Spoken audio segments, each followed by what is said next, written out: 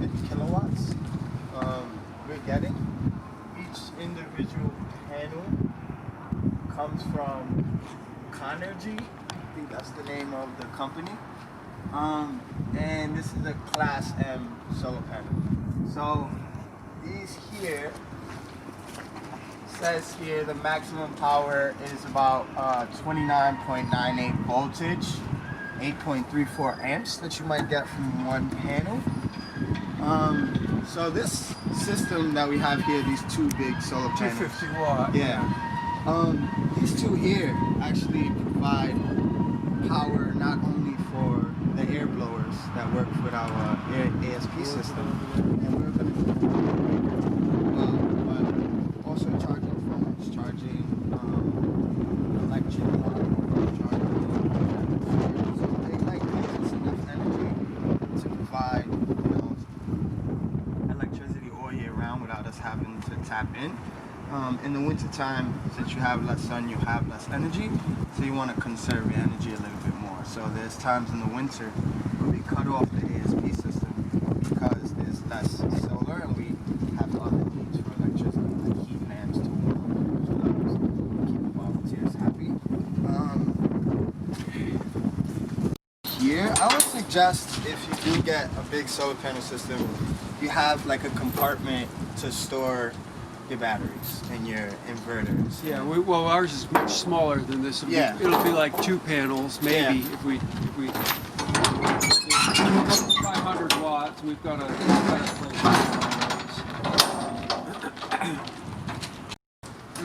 That's the kind of setup that we have here. We have two inverters. We have all the shut-off switches here.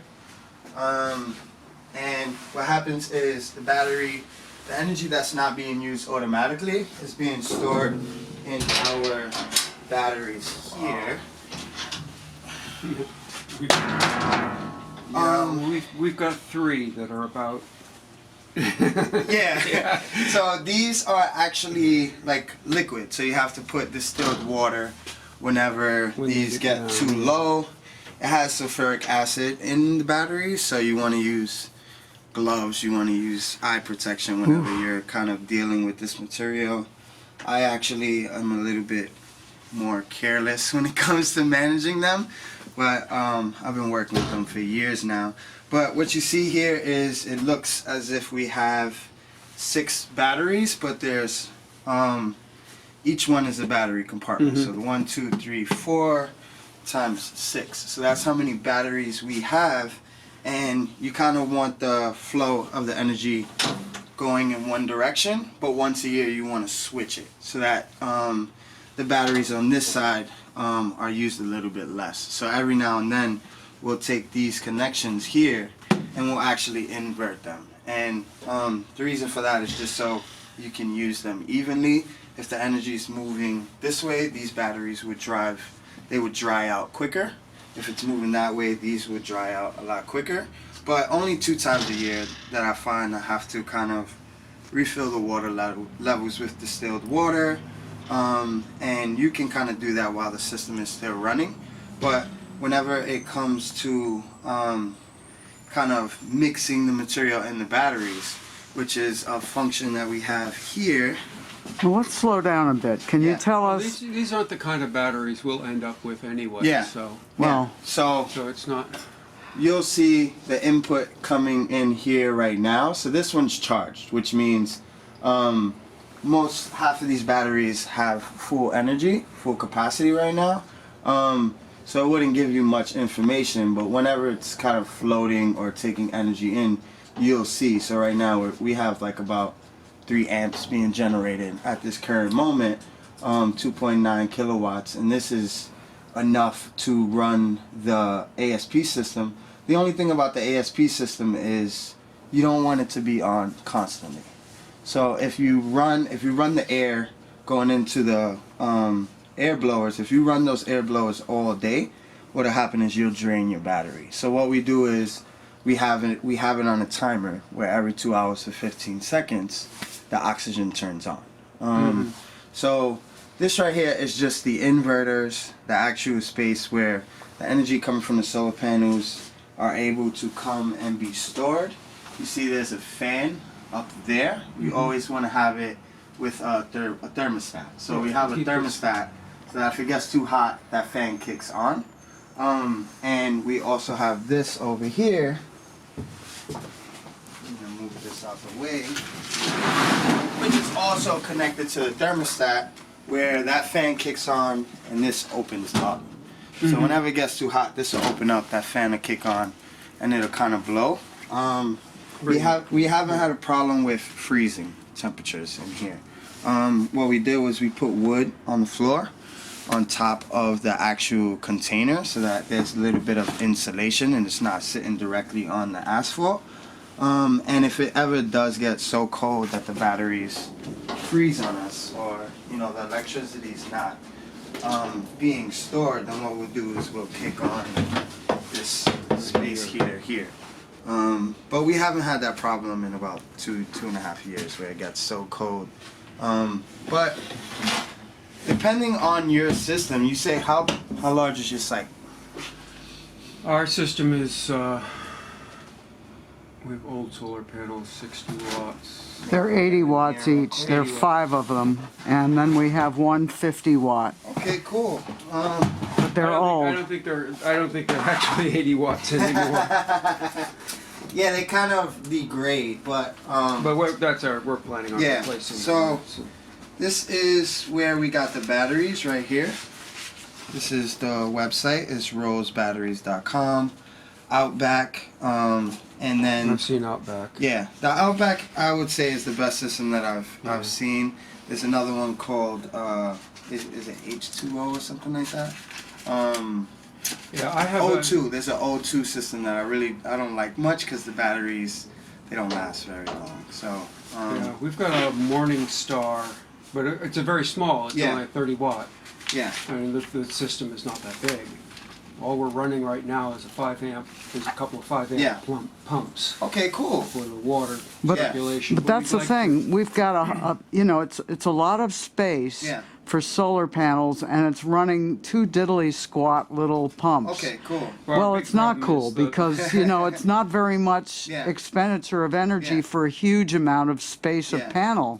Yeah. And is it Well, only to pump water? Do you make compost on the site as well? No, we don't have any extra energy Okay, for forced air, which is what we want. Well, We need more energy. If we get new panels, I think that will. Yeah. New panels are much more powerful. Yeah. And our big problem is that the panels are shaded a lot of the time, and that's the biggest problem. And I've been fighting to build like an arbor out over the path, Yeah. which would then allow us to move the solar panels out where they would get more sun. Yeah. And that would. Or to cut the trees a little bit. Yeah. Well, you could cutting the trees is- readjust the solar panels as well. Like change the angle on the solar panels so that you're getting more of a direct. Right, or to have the panels track the sun. Yeah. You know? Which takes Well, a lot. It takes energy to do that as well. That wouldn't work because there's just not enough. There's not a large enough window for the Yeah. tracker to work. Okay. They're pretty much hemmed in by trees. But yeah, I would say you want to upgrade your batteries, if anything, because we just bought new batteries. Yeah. So fairly if recently. the batteries. Tell them what kind of batteries we have. They're the gel cell. The gel cell, so you really don't have to do much maintenance on them. They kind of just sit static. And how many do you have? 3. Yeah, for All the right. current system, it sounds like you have solar panels. You have a lot of energy coming into the solar panels, but you have you have shade, and you have only 3 batteries. So the gel cell holds how many amps before it's like fully charged?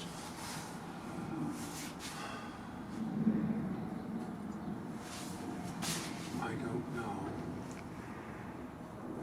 It should I know be that it should be like 1.5, 2 amps per battery. That if it's a gel cell. But I would suggest extending your battery capacity, like getting a bigger container, maybe a container like this, and kind of filling it up with batteries and connecting all the batteries so that even when you aren't using that energy, you're able to kind of store it, and then you can do more things with the energy as you're like building it up. So even if the solar panel isn't giving you as much energy as you would like, a great way to fix the energy is just get more storage. That's a good add more idea. storage. Let me ask you another question. So, you know, in order to have enough forced air Yeah. to do the job of composting, because, you know, we've got maybe an area the size of about 3 cubic yards Okay. to do, you know, the job of composting. Yeah. All right. And, you know, so if we used that amount of area for composting and we're able to build a forced air system, Yeah. how much energy would we need to, you know, force air? So to force air, every time you do it, it'll take about maybe a quarter of an amp. So if you're forcing air every time that air blower turns on. How many watts? So that's 12 times a quarter? A quarter of an amp? Yeah. Yeah. So what kind of system would we need to power, you know, the 3 cubic yard system? You would need either an outback system, maybe one inverter is good if you like get an inverter that kind of switches the energy from, you know, raw to what you can use. Yeah, that's what our Morningstar. Our Morningstar has a lot more power than can carry a lot more power than we. Okay, cool. It's 30 watt. Yeah. We're using like 5. All right. You know. But yeah, it's the solar panels. It's our big. Yeah. So drawdown. if you're planning already on replacing the solar panels, and you're upgrading, do you have black solar panels or blue solar panels? They're blue. They're blue. Yeah. So you have a good kind, but it's probably outdated. Yeah, they're from the aughts. And you could possibly, instead of getting a whole new solar panel, get some of the actual panels replaced, which could work as well. But I would say if you're using 5 amps now just to pump water, you're gonna need 30 amps if you wanna add air. You're gonna need to at least multiply that by 5 or 6 times what you're using right now. And in the wintertime, you really wouldn't be able to do as much of that work as you can in the summertime. Well, oddly enough, in our situation, in the winter we get more because. Wow. The trees don't have leaves. Oh,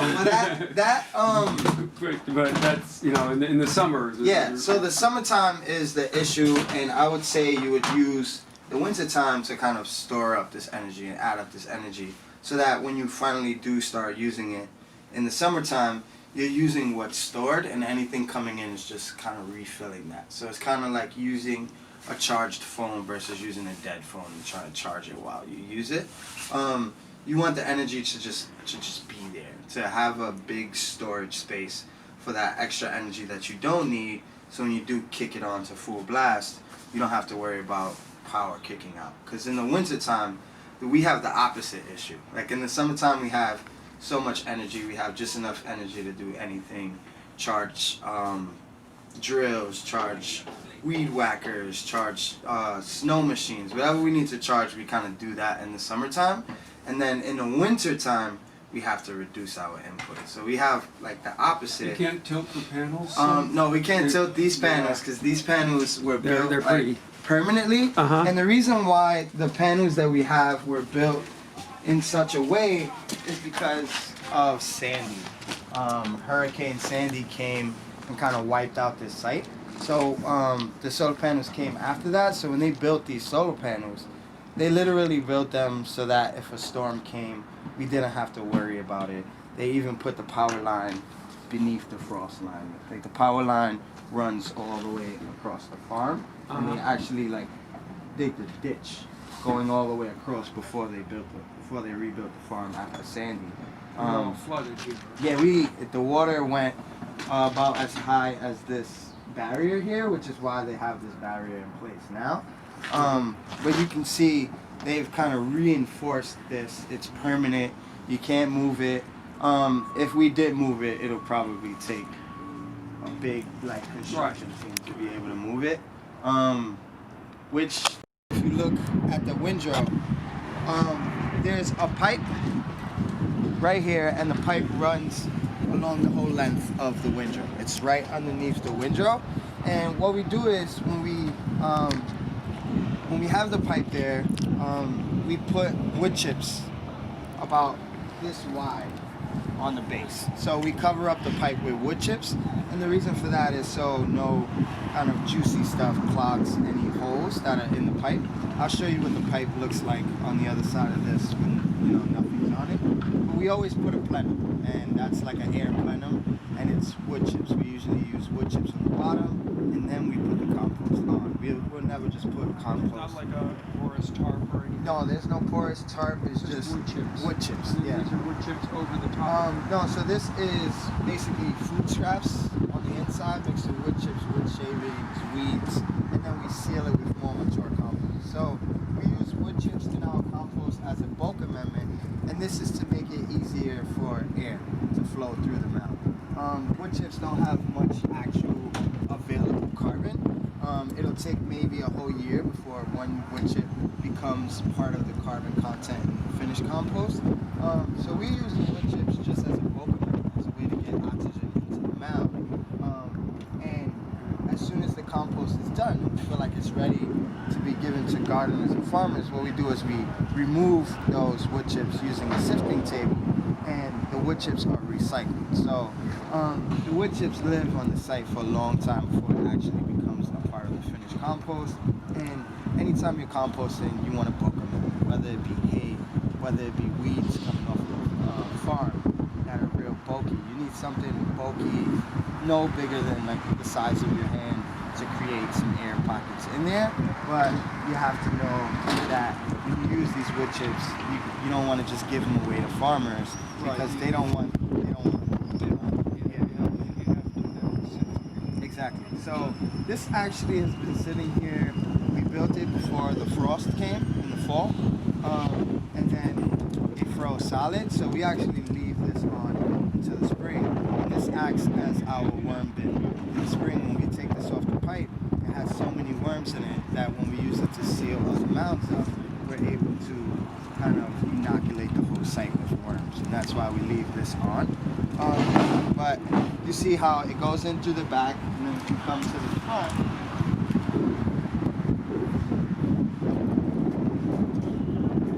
you see it sticking out in the front as well. Right, yeah. And It's got holes all through. it's got holes. If you look over here, the ones that we disconnected,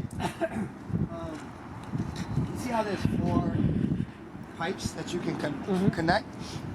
Since we do windrows hand powered, it would be difficult for us to use all 4 of these at the same time, because if you build a windrow here and a windrow there, it's not enough space for volunteers to work. You're cluttering it. You're leaving the chance for rats and rodents to feel safe around this area. So what we do is we keep those covered, and we use this one and that one, and they're usually 2 huge windrows sitting next to each other. And this is how the pipe. But if you wanted, you could maybe extend that. You could extend it down there, do an extended ASP, Yeah. Okay. and you might need more energy for that. 'Cause, the more air you need, the more energy. If you look at the pipes right here, Oh, yeah, okay. they're perforated. So there's holes, and the holes are kind of like this, and we always point them down. And that's why we put wood chips over the pipe, is because Okay, so there's no holes on the top of there's no holes on the top. So there's only holes on one side of the pipe. We usually face it down, and the holes kind of point opposite of each other. And what happens is, with the wood chips on top of that pipe, when the air goes down, air wants to rise. So it'll rise, and it'll kind of spread throughout the mound. So this, That kind of forces it to go It out. forces it to go outward out, and up. and we use tarps. So this is not tarped just because we knew it was going to sit there longer than usual. And if you let anything sit for too long with a tarp, it's hot. You're going to have rats or mice trying to climb in there. So that's why we took the tarp off. But in the summertime, when it's really, really hot, every single one of these has a tarp, because when that oxygen comes, if you don't have this covered up, then you're losing the oxygen as fast as it's going in. What you want is you want to be able to tarp this up so that the oxygen has a hard time leaving the mound, and it has to spread. It has to spread throughout the whole windrow in order to get the oxygen that it needs. So Domingo, here's the thought. We don't have space for this kind of thing. So, and you know, so we've got space for, as I say, about like 3, you know, cubic yard boxes. We could have something like, you know, a singular pipe that goes underneath the boxes that would have perforations underneath. Is that something that could be created? So there's a couple existing systems that use that sort of ASP, and I think BK Rock, based out in Bushwick, they actually I've heard of them. Yeah. ASP on a bin system. So Uh-huh. what they did was, say this is the bin here. Right. What they have is they have a hole in the back of the bin with the pipe coming through. So there's like a pipe, and then they always fill it with wood chips on top, and then they put the food scraps on top of that. So there's people that have already like used the bin system with the ASP, and all it means is you could have one big pipe with a splitter that gives you 3 different pipes going into each bin, so that you have the ability to kind of cut one off. So that's the good thing about this, is when we're ready to cut it off, and like we're about to remove stuff off the pipe, then you're able to kind of stop the oxygen. So if you had just one pipe running along all 3 bins, what you're gonna have is the bin that has the least amount of material is gonna get all of the oxygen. So everything else isn't getting any oxygen. So I would suggest like a big, like an air blower under shelter, and then a splitter where you have 3 different pipes going into each bin, and you can kind of cut the air off on the bin that doesn't have much compost in it. You can be methodical on where the oxygen is going, because oxygen is going to go to where there's least resistance, and if you have uneven bins, then one's going to get more oxygen than the other, and you have a problem on your hands. So that's kind of why you want to kind of split it. Right. You want to have each individual bin with a hole in the back with that PVC going in. So Can I? That's easy enough to see how that would work. yeah. Can I see? If I were doing that, I think I would then split the pipes inside the bin to spread the oxygen. You could do out. that as well, yeah. And what happens here is so this one right here is the timer. Right here you can actually see it says trip on, trip off. But what happens in the summertime and the springtime when we have more energy is we just put this on auto, and every 2 hours it kicks on and the oxygen goes into that mound over there. And you'll hear it 15 seconds is about as long as it'll stay on when you have it on auto, because we set the timer to that. So you want to get a timer that you can play with. That's the key, is to figure it out. It took about 2 years to figure out the perfect setting. 2 years. You know, it's good now, because now when we tell people about ASP, we can tell them start with the minimum amount of oxygen with, you know, 5 seconds every 2 hours or 10 seconds every 2 hours. And if you feel like you need more oxygen, then bring the oxygen up a little bit more. But if you just kick the oxygen on for an hour straight, you dried out your compost. Oh, right. It's inactive. Yeah. It stops. Right. So that's the key with, you know, composting using ASP, is there's a very fine line between too much air and not enough Sure. air, and it depends on how much material you have. Every site is individual, but for something like a 3-bin system, I would start with like every 2 hours, 5 seconds. So- kick the air on. So it's a very brief time. It's Yeah. a brief time. You're just kind of like giving And too it little a is burst better of than air. too much. Yeah. So this equipment is also very large. We may need smaller You're gonna equipment. need smaller equipment. That's the rub, is how much power we're going to need to run Yeah. the pump that we need. Yeah. Yeah, I mean, like this. How much does this equipment cost, and what kind of equipment should we be buying? This equipment probably costs.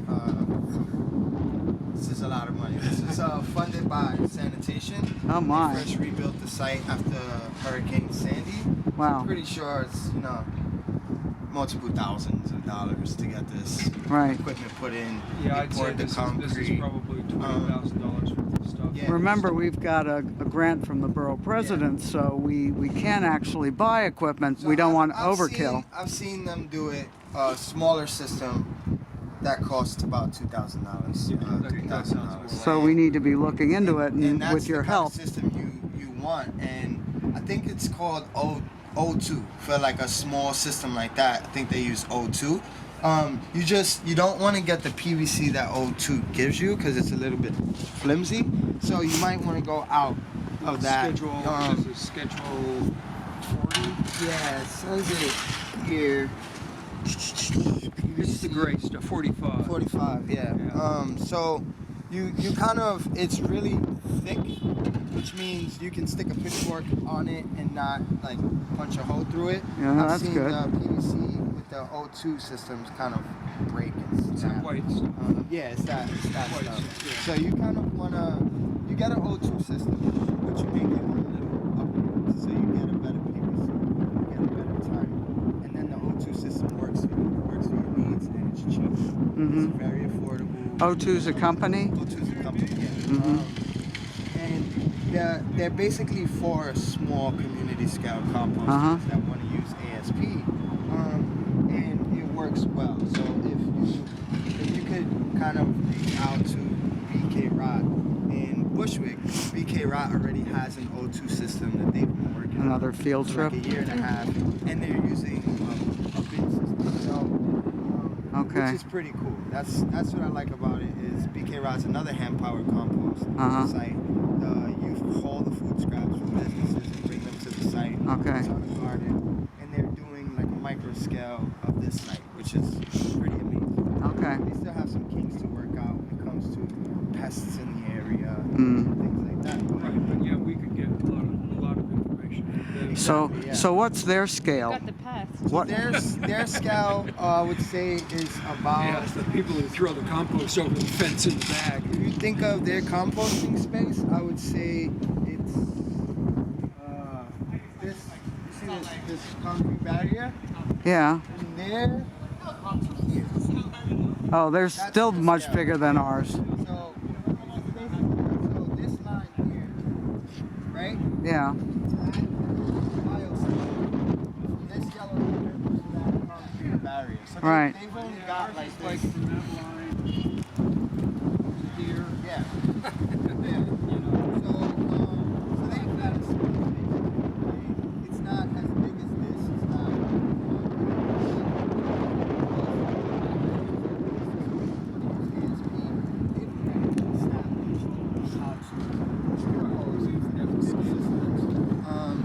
At least it's much closer to what we do. Yeah, yeah. But yeah, this It's a wind- bin system. That's Yeah. that's the big thing. We use this wind turbine here as well, Oh my. but this wind turbine doesn't really create much energy. You'd be surprised. This wind turbine makes, and the reason for it is because it's meant to be. As you go forward, it's making the wing spin even faster with electricity. As for right here, it's kind of just getting the wind from the wall. But the reason why they use this instead of is because we're on a flood zone and we're saying it can't be at least in the area. So this is made to withstand saltwater vapor. So that's why we Let's talk one more thing about rats. yeah. So, yeah, we got major rat problem. Oh yeah. Oh yeah. So Um, you know, our bin system, the three bin system, is entirely of wood with the mesh, you know, of steel mesh, and they have feasted upon the tops. Yeah. And they come and go as they please. So what should the material be? We've even had material made of hard plastic, but they even kind of ripped that off too. Well, we're in New York. They're professionals. This is what they do. But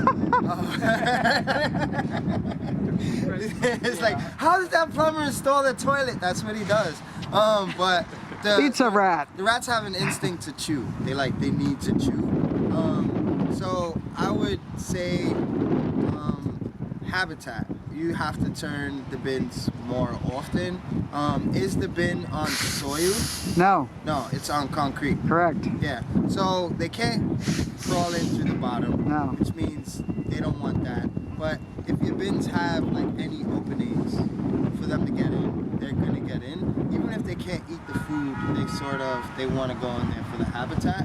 So what I would do is kind of line the outside of the bin with chippier material or more mature material. So if you have any mature compost, you feel like you can use some of that without worrying about needing compost in the next couple weeks, then you would basically, before you add any food scraps, you would put a base of more mature compost at the bottom, and then you would kind of line the box with that compost. So you would bring it up about this high with like mature compost or chippy material, wood chips, straw, whatever you feel. Well, you need that for the pipes anyway. Yeah, you need that anyway.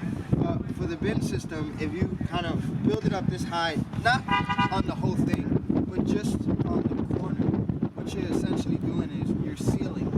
So you would kind of line the outside of the box, or the inside of the perimeter, with mature compost, and then put the raw food in. And then when you want to add more food, you would make that taller on the side. So what you're doing is you're making sure there's no recognizable food scraps on the actual outsides of the bin, and you want to turn them. If you're doing a bin system, it's already a habitat. It's essentially like a miniature mansion for a rat, especially in the wintertime. They want that heat. So you want to be turning that at least every 3 days. You want to, whether you're doing a crank, whether you're pitchforking it, kind of blending it, you want to turn it more often. If you prove to them that you're going to be there, you're going to destroy any habitat they've created, they'll kind of work their way away from the site and find another place that's really easy. So if you see any holes on your site, because they're probably making little tunnels in the site, every time you come in, you kind of want to just go around with a stick and collapse those holes. If you have any material kind of sitting stagnant, you want to move them around. So there's times when we just kind of move things from one side to another just because it's been there for too long. So every 3 months what we do is we shuffle things around the site. And if you shuffle things, there's nowhere for them to feel comfortable. They know, all right, any day now they're going to evict us, and they'll find an easier place to live. But for the bin system, just disturbing it more often and kind of covering the outside. Once you have the closed bin systems, then it'll be a lot easier to keep the rats out. That was the whole point of the bin system, was that we wouldn't have to be turning it, was that we would be just having forced air. Yeah. We wouldn't have to be turning it. So the thing about the forced air when you do it is you're going to have enclosed bins. So they can't get in through the bottom because it's concrete. They can't get into the sides because you've covered it up with hardwood or whatever you choose. So they really have nothing to chew. The metal is something for them to like pick on. It's like easy for them to like gnaw on that, and it'll take more nitrogen to kind of chew through it. Metal? It's metal. Yeah, they chew through steel. What? Their teeth are so strong that they can chew through walls. So if you have something like this right here. How about a cinder block? What you're doing is you're giving them something to pick at. So their teeth are like kind of picking on it little by little by little by little. And they'll work all night furiously until they chew themselves a little hole at the bottom of the So, I was thinking of sheet metal. Sheet metal, Like sheet steel. It's, they bite through that. It's like they bite through it with no problem. So either you gotta remove the sign that anything's in there. You have to when you enclose it and you use the ASP, you should have less problems with rodents, especially if you're kind of using the wood chips on the bottom.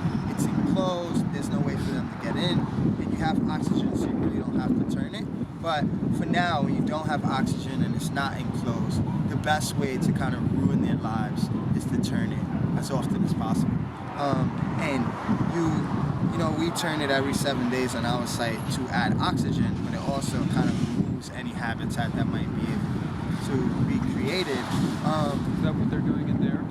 What they're doing right now is they're peeling the wood chips off the perimeter of the mound, but along with those wood chips are London plane seeds. So what we're doing is we're peeling the London plane seeds off the finished compost, so you don't have to worry about killing through the trees when we get the compost out this spring.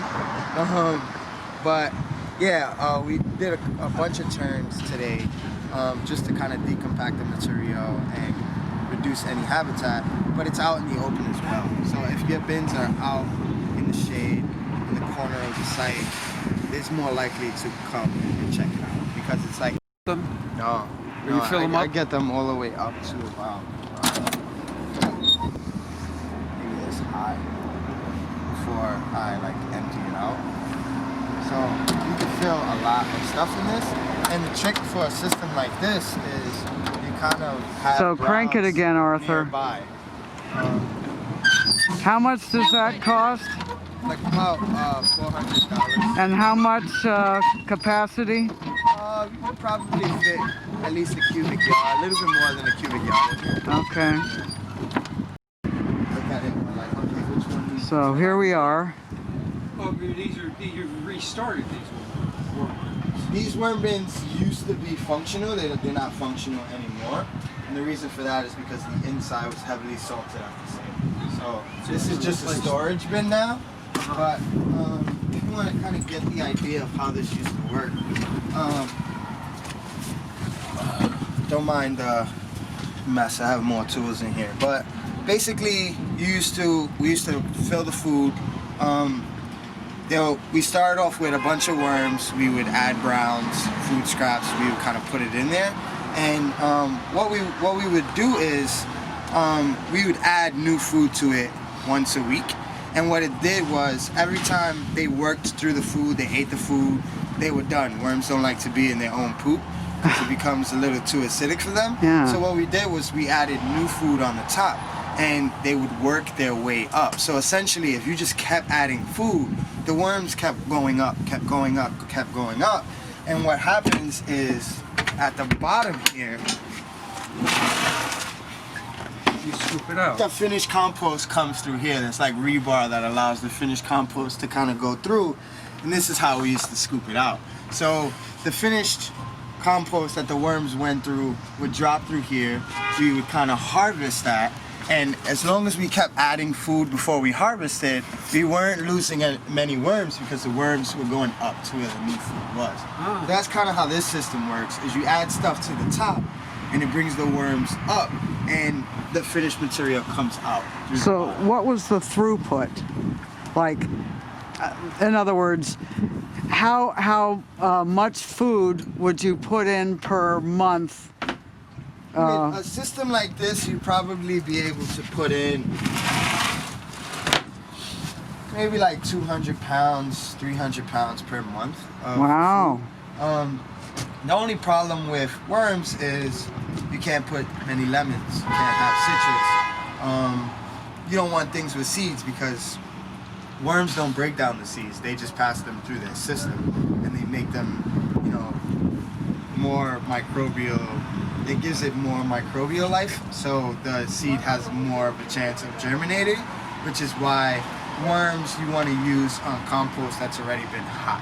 So the key to this would be, if you wanted like a rich compost, you would compost it in a hot system, and then once it's broken down to the point where the food has gotten that heat at 131 degrees for 72 hours, then you can pass it through the worms, and the worms make it 100 times more nutritious. The way we say it when we teach kids is munch, munch, wiggle, wiggle, poop, poop, soil.